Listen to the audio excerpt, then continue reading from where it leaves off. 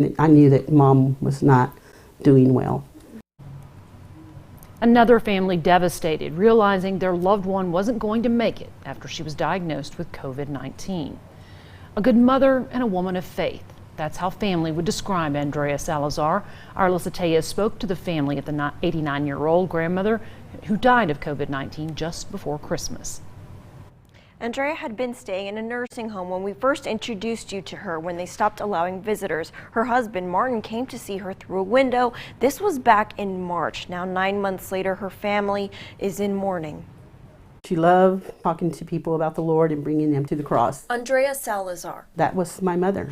That's what she was, she was pretty outspoken. In faith and in motherhood, she was not afraid to speak her mind. She had tough love on us, and she expected us to walk a certain way as females, always dressed appropriate, always have our makeup on. Andrea was a stay-at-home mother, and when her kids left home, she spent 20 years as a chaplain at UMC. 3 years ago, she moved to a long-term care facility after she'd gotten sick. And so it's been difficult. Then COVID happened.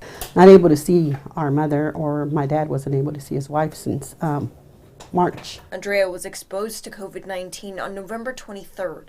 She spent 2 weeks in quarantine, then on the last day. And they tested her and she was positive. Taken to a different facility, she began to show symptoms a week after her positive test. She would call and tell us that, she was doing good because we kept up with her every day. But by mid-December, Andrea's health began to decline. And days later, Andrea realized she wouldn't be getting better. Sick as she was having a hard time breathing.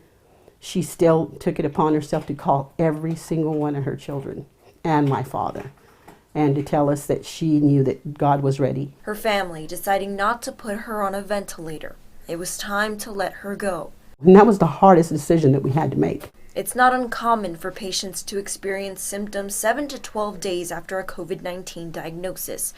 Some spend weeks in the hospitals, and their health can change rapidly. Particularly with the respiratory failure that we see, meaning that their oxygen requirements can go rapidly up without any particular warning. Andrea died on December 20th, leaving her family heartbroken. But like she taught her children, they need to get serious. If they were to sit there and listen to my mother, having a hard time breathing, and gasping for air, then they could see that it's really out there. They too are speaking out. She was very strong, and she taught us well.